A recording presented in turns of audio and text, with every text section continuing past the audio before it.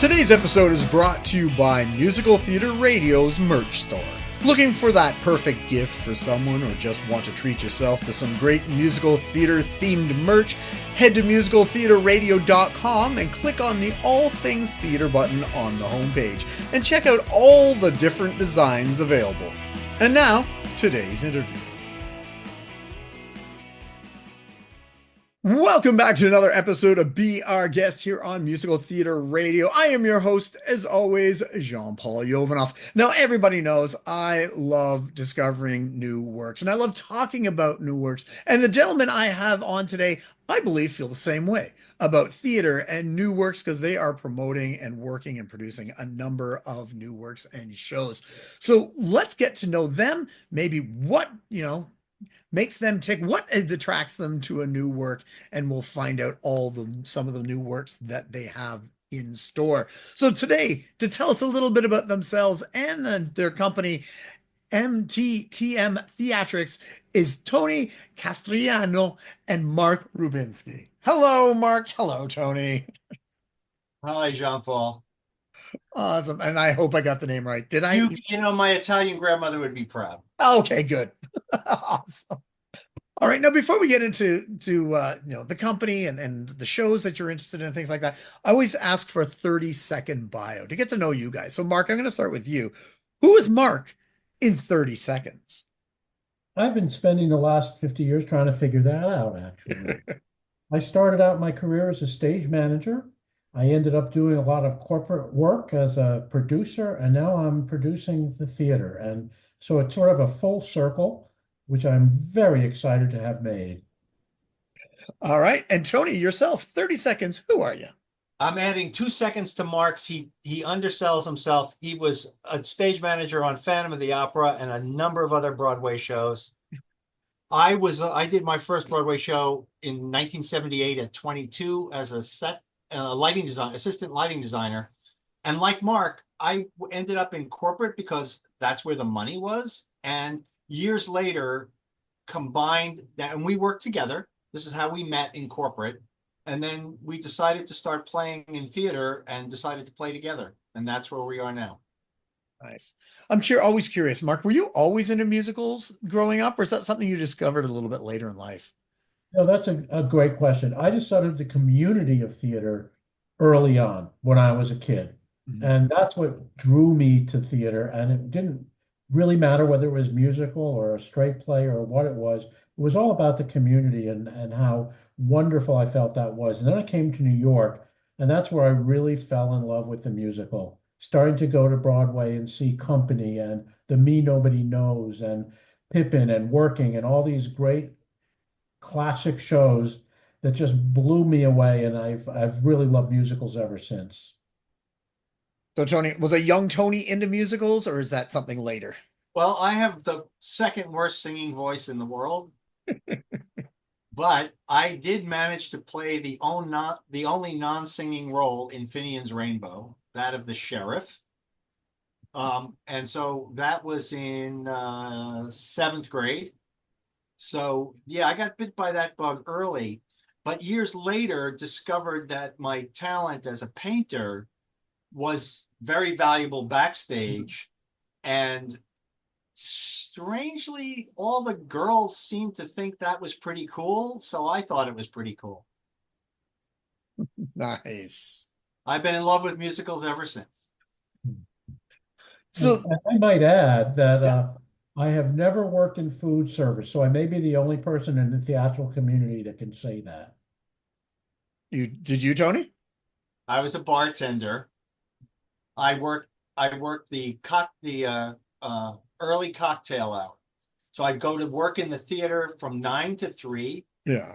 Go drop my stuff, go to the bar, open up for 4 o'clock, run 4 to 8, have dinner at the bar, go home, do a little more work, and then sadly go back to the bar at midnight and hang out till early in the morning.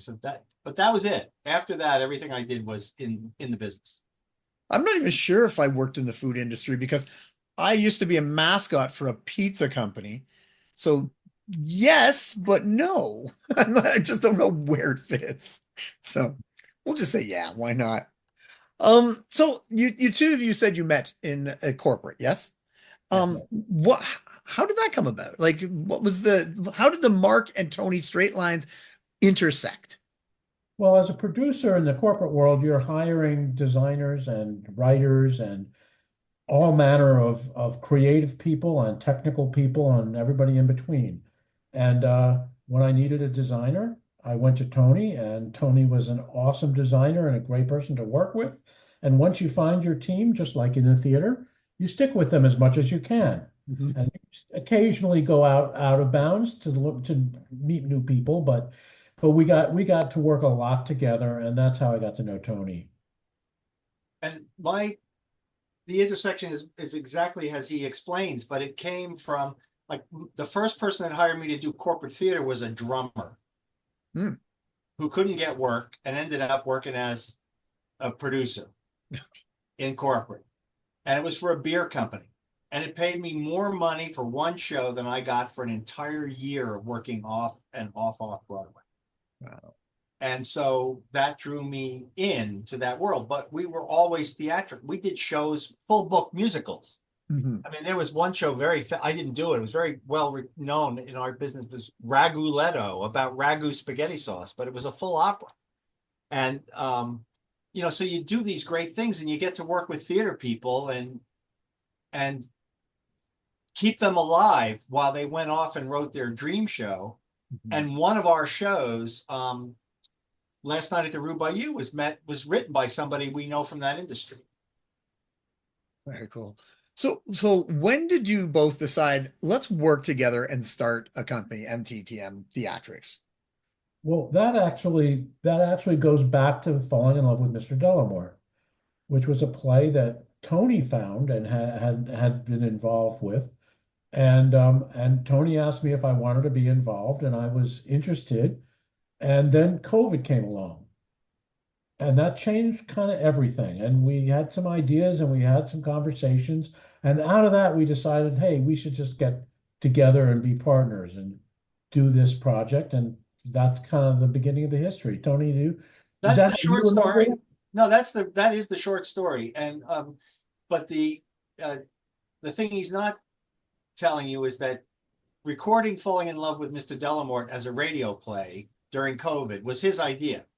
Hmm. And Jack Feldstein, who immediately adapted the show for us, added a character. Paul Doust, who wrote it, added more songs, and we set out to record it. And because of COVID, we got a stellar cast. I mean, producer's dream cast. And we spent a couple of months recording and mixing, etc. As a matter of fact, as COVID started to wane, we became concerned that everybody be back in the theater before we released it. Well, that didn't prove to be the case, Yeah. but we finally released it. So that drew us together. And then what happened, Mark? We started smelling other shows, Well, I think other I think things. we could say that we really caught the bug again late in life, and that was the bug that started it all. And because it was such a good experience, working with these folks was so exciting and so inspiring, truly. And I think that we both were hungry for getting back into this world, which is so fulfilling. And so that's what we decided to do, and now we're in it 100%.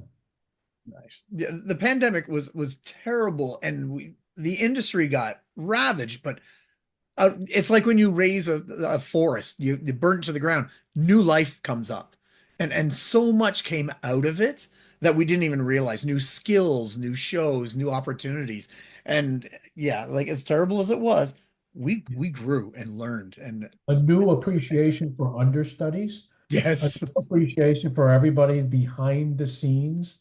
I think you're right. I think that was a great metaphor. So It tell really, us a little bit about falling in love with Mr. Delamore.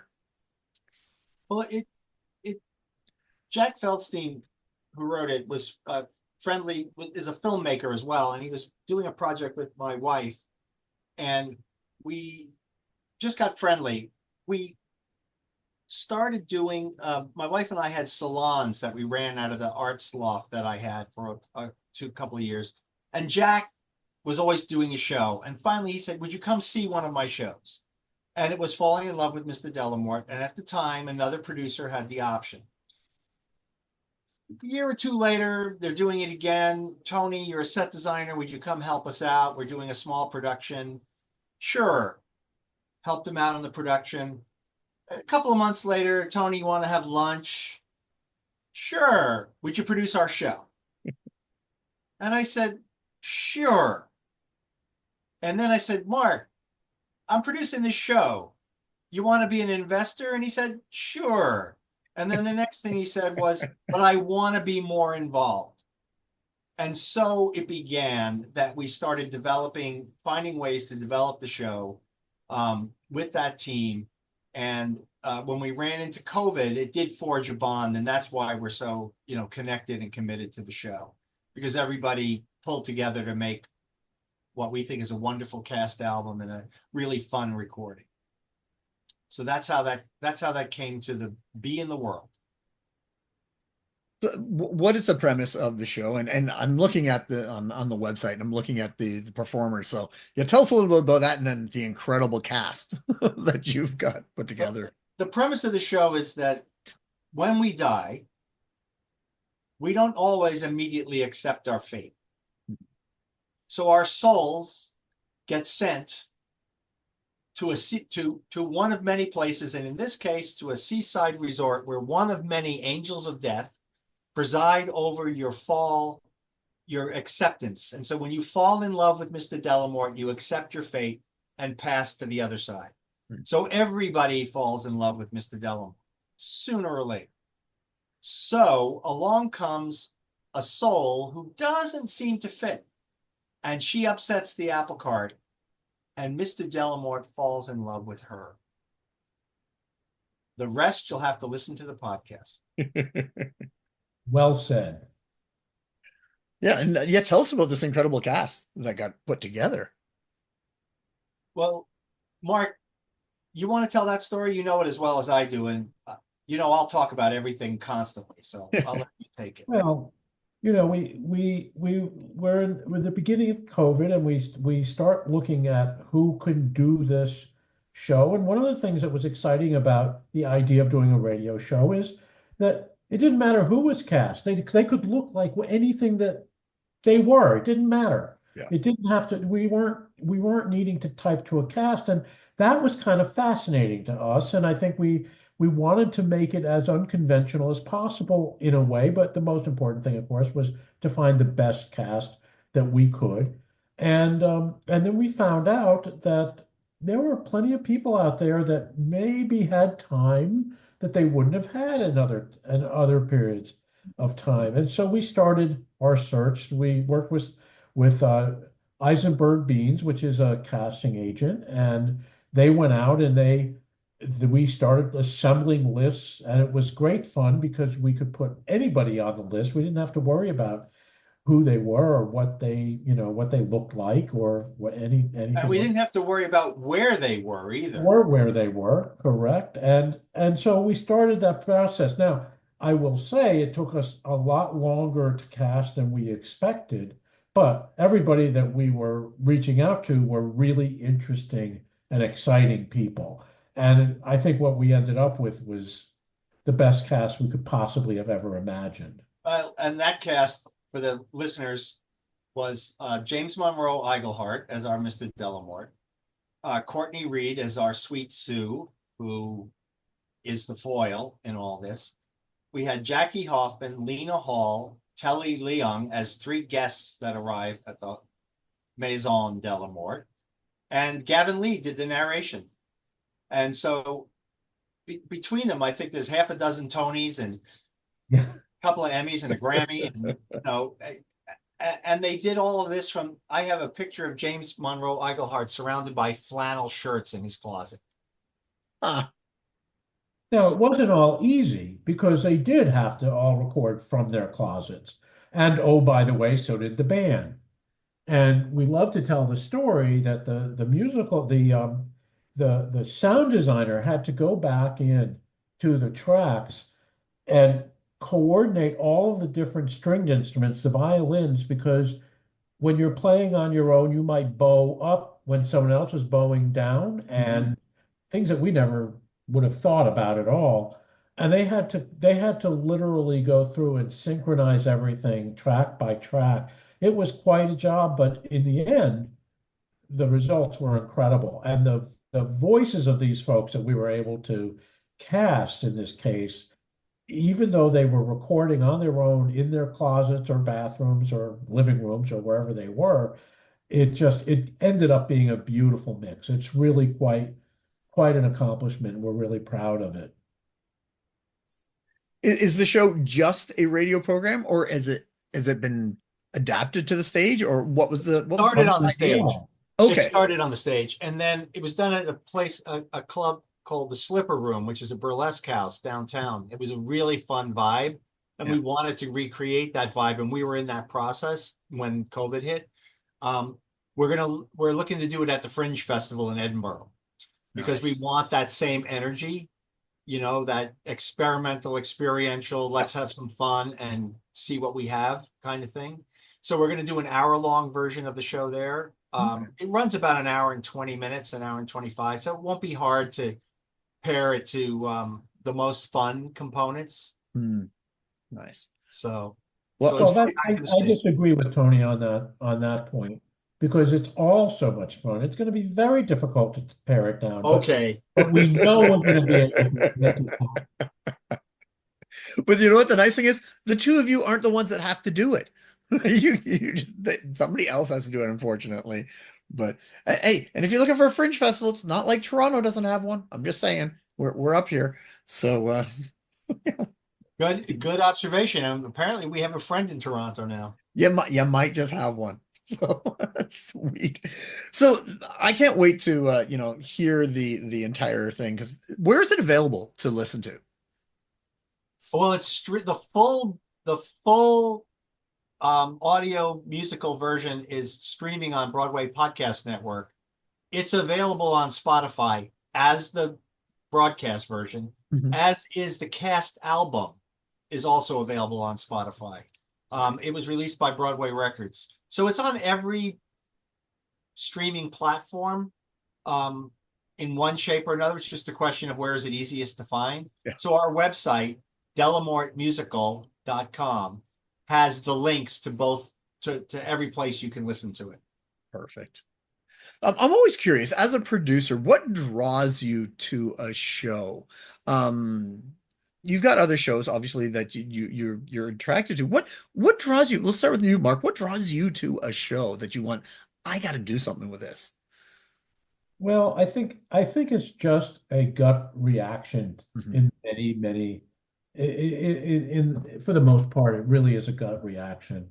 I think it's about something that draws me in emotionally and says something to me that I feel like I can take away and have a conversation about and want to have a conversation about.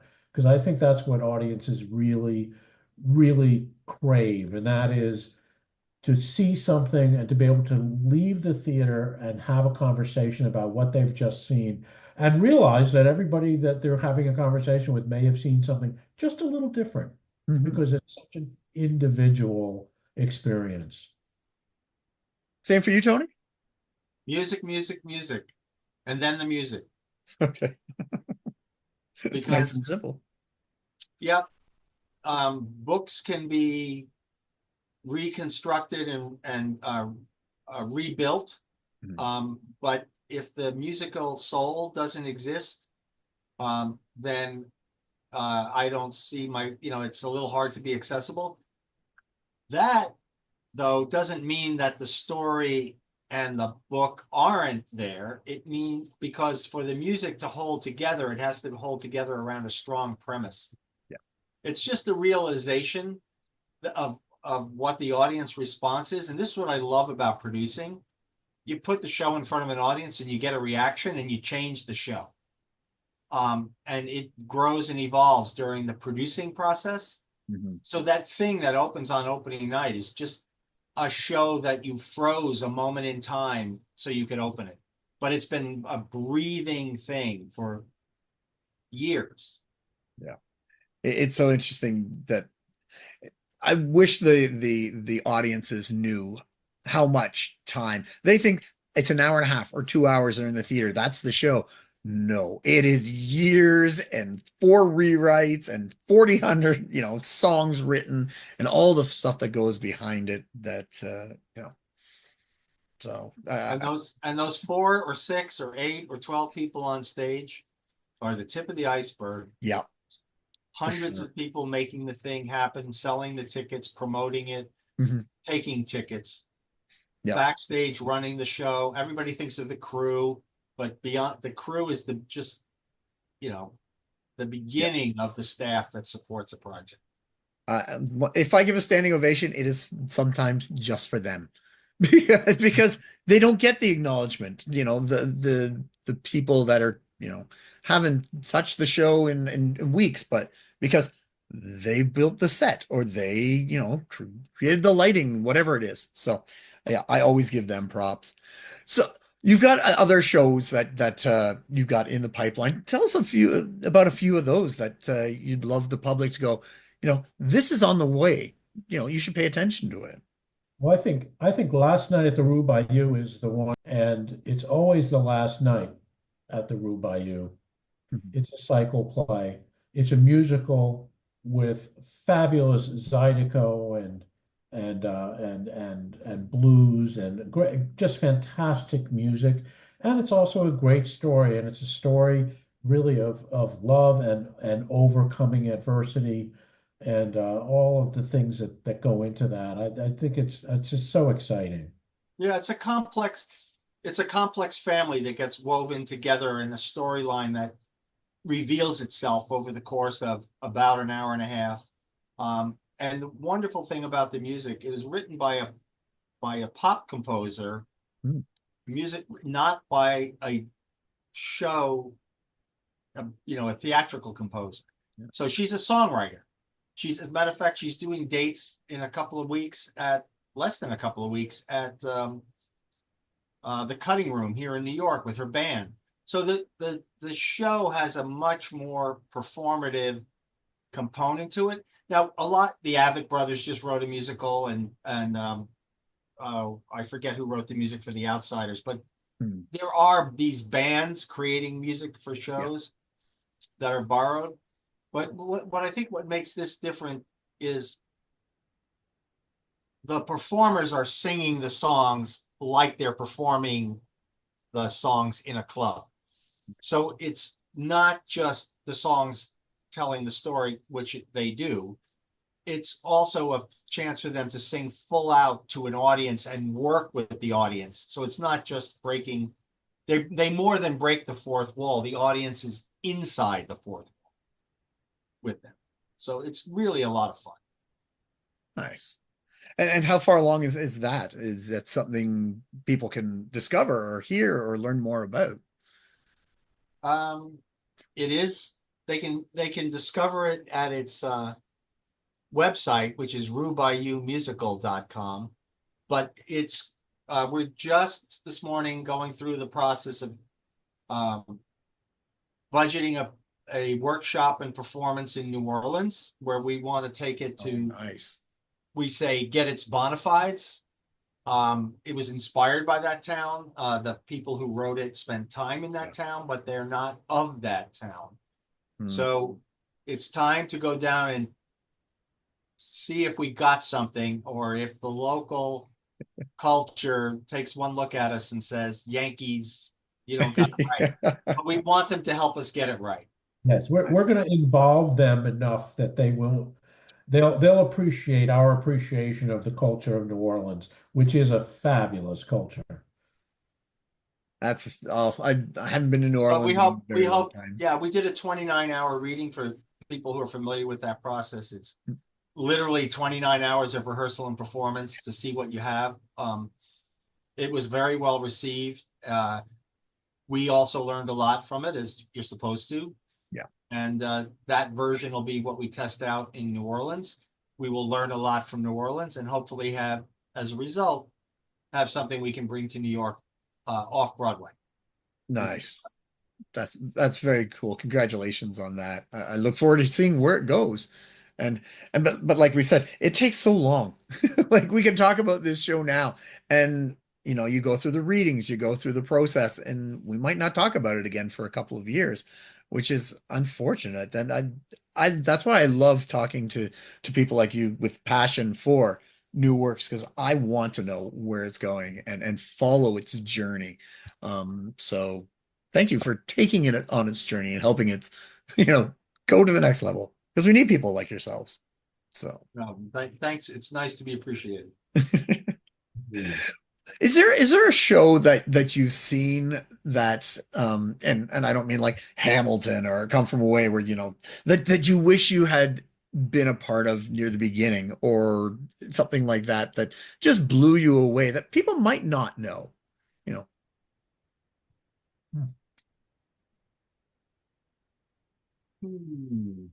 Well, there's some shows that blew me away. I love Swept Away. Mhm. It's closing, unfortunately, Yeah. having a hard time finding its audience. So, yeah, would I have liked to have been involved with that? Yes. If I was involved with it, I don't think Mark and I would have taken it to Broadway.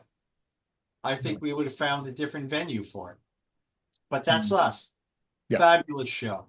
Another one is Maybe Happy Ending. Wonderful show. You asked a double-edged question. Yeah. What show did you love and wish you were involved with? And but I'm not necessarily excited to be involved with the version of it that exists. So maybe Happy Ending, I think, is going to struggle to stay open Yeah. because of its running costs. And it's a really sweet show, but I don't think doesn't seem big enough for Broadway. Yeah. Mark? Yeah, it's a very interesting question. Dead Cowboy for me, Mm. one of those shows that I just absolutely loved, and I would have loved to have been involved in it. Um, but it's hard in hindsight. I will tell you, we did get involved, not as producers, as investors, with How to Dance in Ohio, because we felt Mhm. that was an important show that needed to be out there, Yeah. and we were, we really felt like, okay, that this may or may not be a good business decision, but this is worthwhile to get involved in.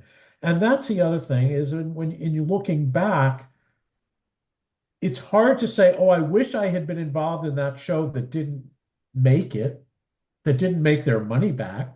Yeah. On the other hand, there are a lot of very, very excellent shows that don't make their money back. And if and you never know when you get involved.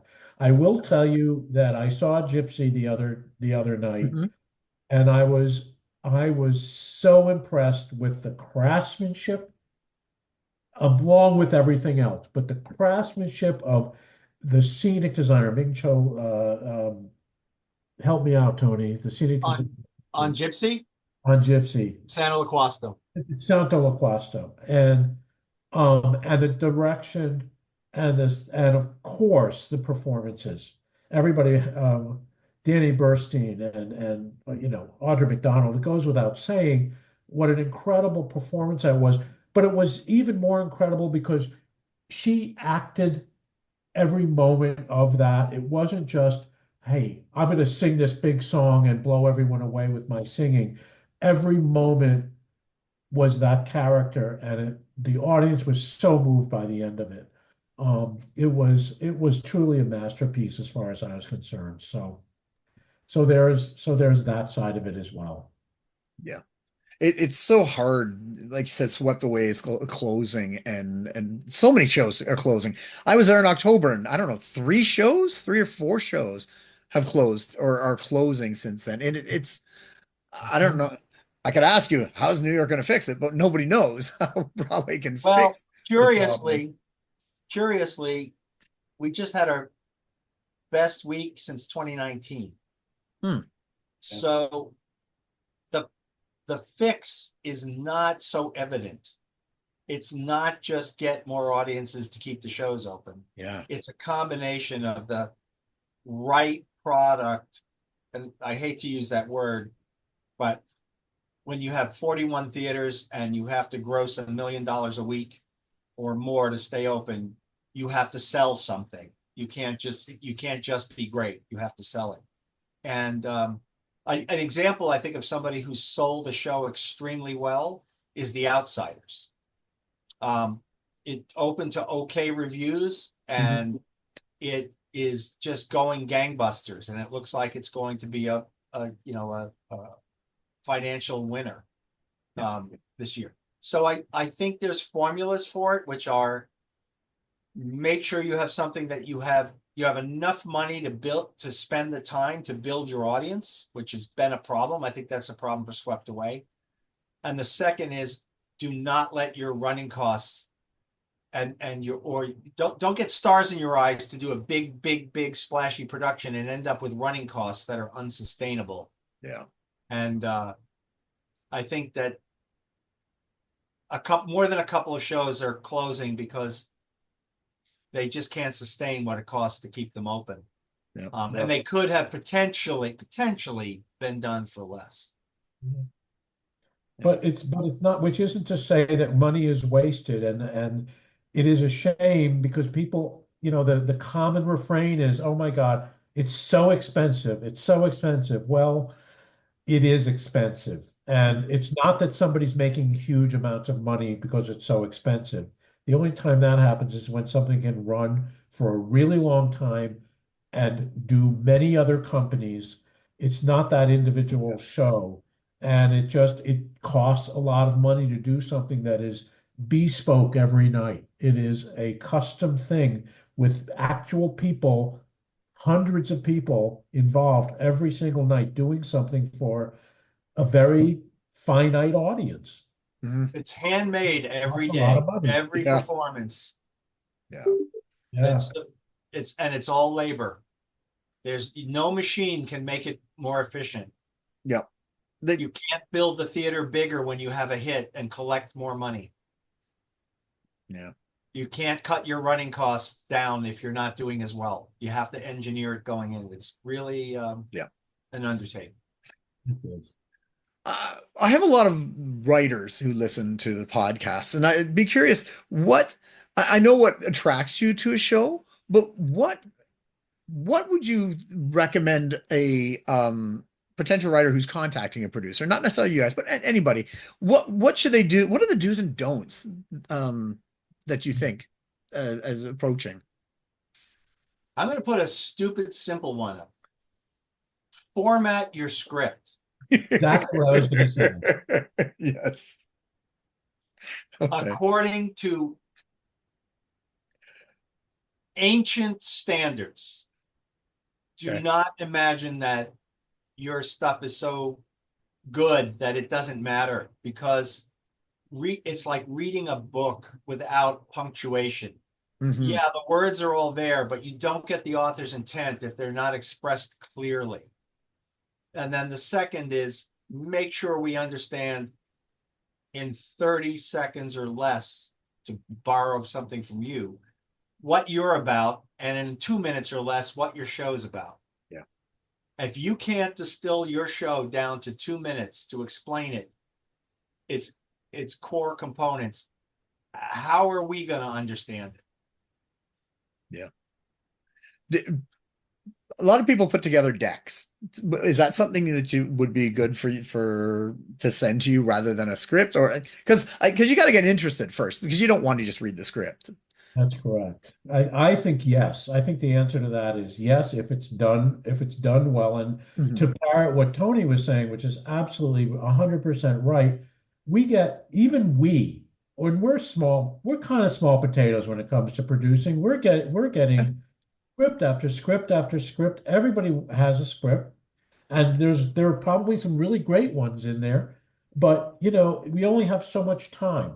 Yes. So if you can explain a little bit about what it is that we're going to read, if we get to the reading point, explain a little bit of what we're going to read and why it's interesting.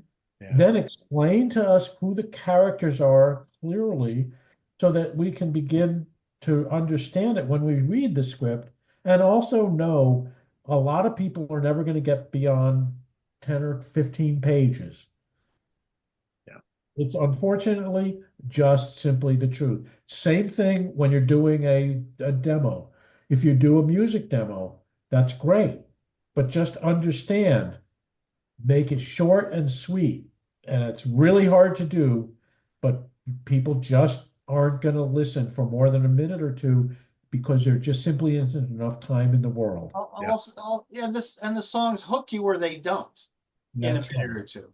Right. We actually had someone sent a PowerPoint or a Canva link about their show and their work. And they said, it shouldn't take you more than an hour Holy crap. to get through this.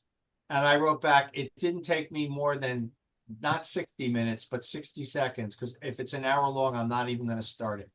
Wow. That's crazy. And I did look at it, but it was full of eye-popping graphics that jumped off the page and musical excerpts and lots of hype. And Yeah. it was, no, it didn't tell me anything about the show. What it told me was you didn't feel strongly enough about the material that it would, stand on its own. We saw a play, two plays actually. Mark, was it the Witness Room? Mhm. Remember that Witness Room we saw at AMT? Yep. It was really sharp. Just grabbed us. And that was an invitation to I think it was a workshop version of the show.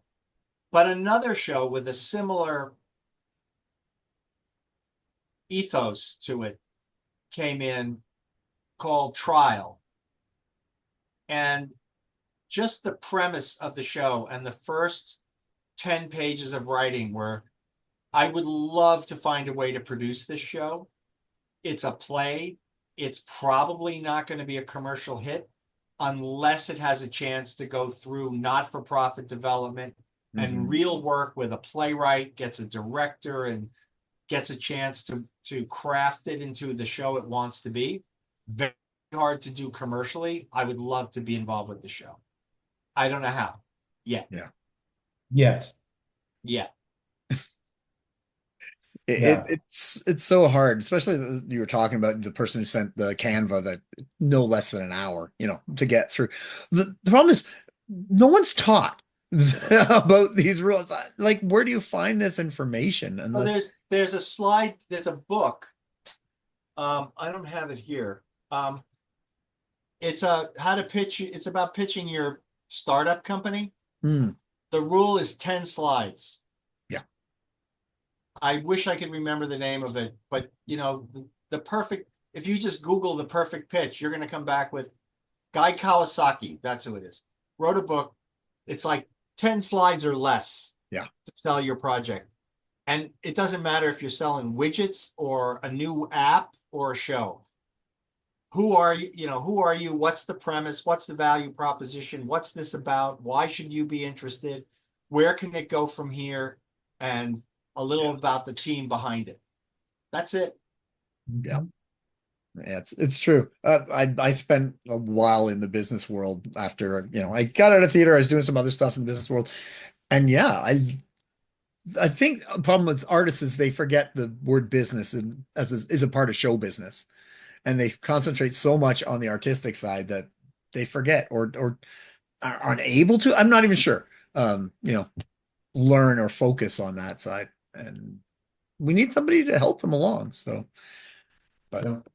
Well, it's a challenge, and we don't mean to be discouraging for sure. There's a lot of really talented people out there Yeah. doing some really wonderful work, and truly all you can do is just keep at it and try to find ways to get what you're doing on the stage, whether it's in a little workshop or a local community theater or a college or yeah. whatever you can do. Don't give up, but just understand that the people that have to, it's sort of like going to an audition. Mm-hmm. an actor walks into an audition and feels like, oh my God, all these people are going to judge me. They have to remember something. Those people want you to be fabulous. Yeah. They want you to be a star. They want to find someone that is the best they've ever seen, and they want to give you that chance. And you have to just come in there and do the best you can, and Yeah. the rest is a little kind of fate. And Mark said, don't give up, which is something that we tell everybody, and we have to remember to do the same. The other is just start. Yeah. So Chester and Julia, a show we haven't talked about, and we probably don't have time to talk about today. We'll come back when we have some more to share about For that. sure. Was written by a fellow who at the time was living in Boise, Idaho. And he found me through LinkedIn and said, would you be interested in my show? And I'm like, where are you? And he said, Boise. My brother lives in Boise. I'll send him to your show. And I asked my brother, Matt, what'd you think? He goes, this is pretty good. We're working with now Matthew Jordan and two other people to develop his musical. Nice. He did a reading in the park in Boise for nothing with his friends. And that's how his show is now under option. That's fantastic. It's a great story. And you hear it so often. Just do it. just do it. Figure it out. You don't need to always start in New York. Boise's a good place to start because it can take you someplace. So yeah. You guys have been fantastic to talk to. The knowledge you've given out to myself and the listeners has been fantastic. And if people take it as discouraging, then that's their problem, because what I've heard from you guys is just honesty. And that's what I want to hear from you guys. And thank you for that. You're most welcome. Yeah. And I look forward to finding where these other shows go. All the stuff you've talked about. Two more in the pipeline that we didn't get a chance to talk about, and we will when they're further along. We'll bring them right back to you, Jean-Paul. Thank you. That's what I want to hear. I love, and I talked off air and I've talked before. I just love promoting new works and supporting them and giving them a collateral to take it to the next level and introducing, listeners to something new. Because I always say, like, today's new shows are tomorrow's classics. The Oklahomas, the Hamiltons, all that, they all started exactly where we are right now. And because of people like yourselves, who gave them a chance. So I thank you for that. As a writer, I thank you for that. You're welcome. It was our pleasure to be with you today. Fantastic. All right. So we were just speaking with Mark and Tony about new musicals and they're producing, what to look for and all that sort of thing. So, to learn more about them. So guys, what's your website so people can check it out? And MTTM Theatrics.com. Awesome. Mark and Tony and Mark. MTTM Theatrics.com. Good. I was trying to figure that out and I was like, where are we going with this? Okay, now I get it. Awesome. Again, Mark, Tony, thank you so much for coming on. And yeah, I look forward to seeing where everything goes in the future. Thank you too. And thank you. Awesome. All right. So tune in next week as we speak with another guest or guest about their life, love, and passion that is musical theater. I am your host, as always, Jean-Paul Jovanoff. And until next time, I'll see you when I see you.